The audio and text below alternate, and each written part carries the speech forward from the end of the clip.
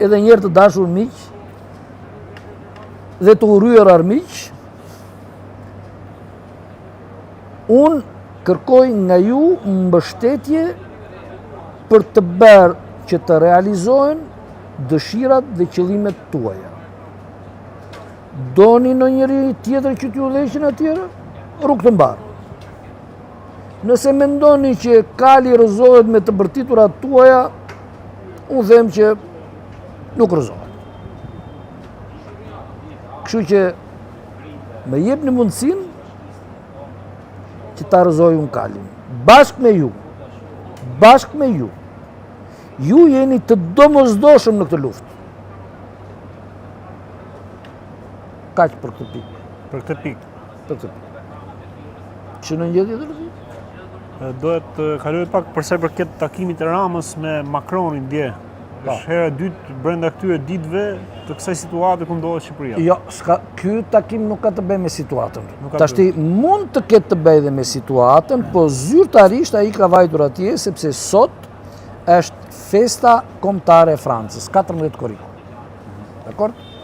Kështu që atje po zhvillohet një paradë e jashtëzakonshme, sepse unë pak në mëngjes dëgjova RFI, Radio France International, dhe midis të tjerave flitej që po organizohet një paradë goxha madhështore. Në fakt gjithmonë 14 korrikun Franca e ka festuar me parada, me pjesëmarrjen e shumë liderëve botëror.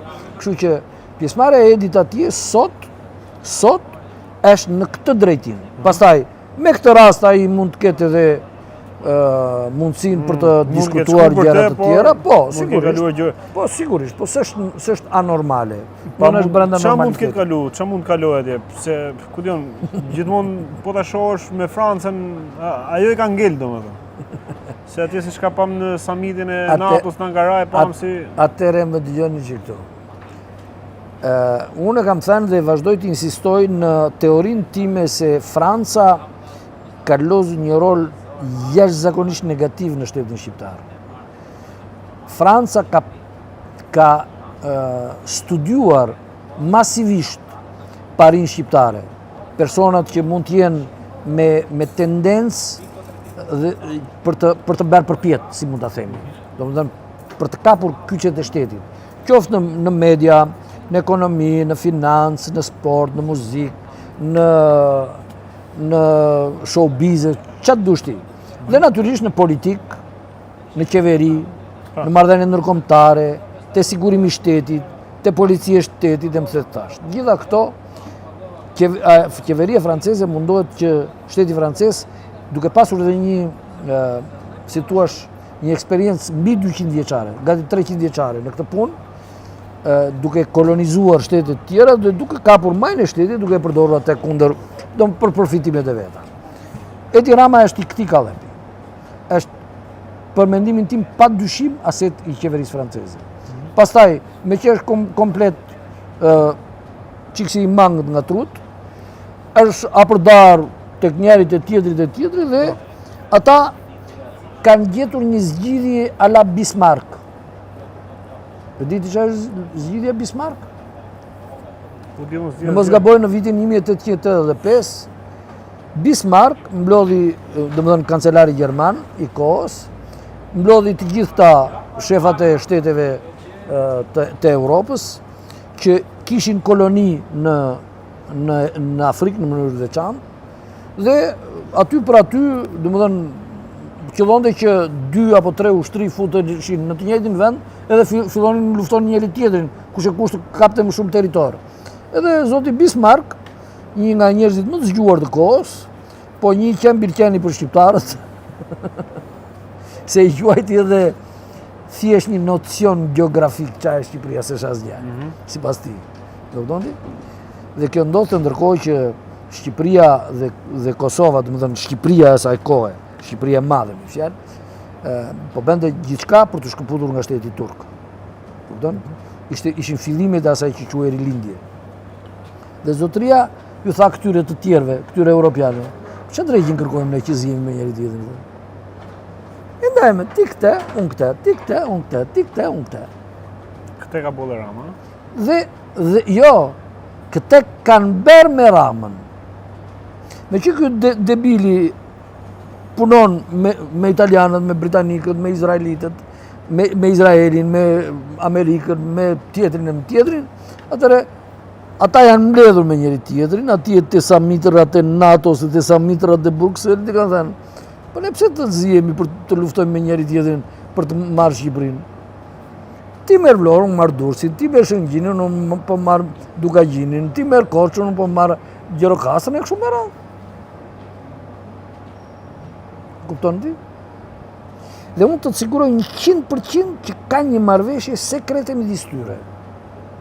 Dhe unë do beqmos që këtë marrëveshje sekrete ta materializoj në prova të padiskutueshme materiale se çfarë kanë marrë se cili prej tyre. Se çfarë u është premtuar dhe se çfarë kanë marrë. Po sot në Bruxelles, ka dhe sot një takim atje në Bruxelles, një mbledhje e rëndësishme. Po të pyesësh gjermanët, austriakët, hungarezët, britanikët, e ca të tjerë, thonë që Bruxelli nuk është gjë tjetër veç një barë shumë e rëndë për Europë. Dhe një burokracie pa parë. Njerëz që nuk e kanë idenë se ç'a bëjnë. Mjafton që atje është për shembull një komisioner, edhe ai mbledh 300-400 tjerë me vete, si Elisa Speropali këtu kur u bë kryetare kuvendit.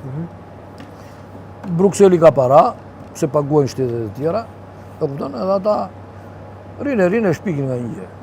Shpikin nga një mbledhje jashtëzakonshme, po merr filan ka pjesë, kryesohet nga von der Leyen, po të dëgjosh ç'a thonë mediat për von der Leyen, njëri më i korruptuar në Europë. Jo vetëm njeriu më i korruptuar në Europë, po disa zera, tash i të mbetemi te zerat me që e kemi parë që flasim me fakte me prova. Domethënë, duhen patjetër faktet e provat që të ashtu, po ata që e kanë nxjerrë pretendojnë se kanë pasur fakte të rënda, të marra nga shërbimet e inteligjencës dhe shërbimet policore. Të cilit shtet? Të cilit shtet? Të Anglisë. Anglisë? Ku zonja ka qenë për një kohë relativisht të gjatë, edhe ka studiuar atje, mos gaboj. Jo, ka studiuar në Amerikë. Nëse. Dhe ka drejtuar një nga rrjetet më të rrezikshme të trafikimit të qenies njerëzore. Bile sa për djeni, unë këte po të them, po s'ka mundësi të provoj, sepse, si që diti, mua ma shdukën me Facebook, me Instagram, me themet tash. Unë para 10 vjetësh, në kohën kur plasi lufta në Siri dhe sirianët vërshuan jashtë vendit të tyre për shkak të rreziku të drejt për drejt që kishin për jetën e tyre, një pjesë e tyre shkuan në Turqi, pjesa më e madhe, në Jordani, dhe një pjesë tjetër vërshuan drejt Europës, ku në pjesën më të madhe përfunduan në Gjermani. Në Gjermani, rreth vitit 2014-2015, mos gaboj, mungonin nga regjistrat e emigrantëve, dëgjoj mirë, 140.000 qenie njerëzore. 140.000. Unë do thosha më tepër, po s'më mban të them, si që të thash, që nuk më mban të them sa kohë që nuk ka prova as nga ana ime, jo, as nga ana e tyre që e kanë ngritur këtë problem. Pse nuk e beson që... E kam ngritur dhe unë vetë, Pse mendon që janë më shumë se 140.000? Jo, nuk jam duke thënë që janë më shumë se 140.000, se nuk do bënde ndonjë diferencë 140 apo 150, apo 140 apo 100, qoftë edhe 10.000. Se po flasim për mira i jetë njerëzish, po flasim për një fenomen të tmerrshëm. E kupton? Dhe që të ikin këta njerëz nga policia gjermane është e pamundur. Policia gjermane edhe fijen e qimin e flokut tënë do ta numëroj kështu me kilometro larg. Dhe që të shpëtojnë 140.000 njerëzish policisë gjermane është e pamundur. Si e sheh që mund të ketë ndodhur kjo gjë? Që kanë marrë pjesë vetë në trafikim. Dhe me shumë dyshime të rënda nga ana ime që ky trafikim ka qenë trafikim organesh. Po, ku kanë shkuar e njëtë? Po çka kanë shërbyer? Kujt i kanë shërbyer? Kush e ka iniciuar? Spitalet gjermane jo më kot kërkonin personel nga e gjithë bota. Pse? Personel mjekësor është diçun. Po?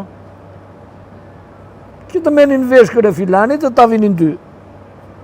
Të menin zemrën e një fëmije 2 vjeçë të ja jepnin një tjetri. Që kujton ti? Kam dëgjuar zëra lokal, jo zyrtare, për këtë temë që po thua që edhe në Shqipëri çdo vit rritet numri i fëmijëve shqiptar që trafikohen. A ke ndonjë informacion?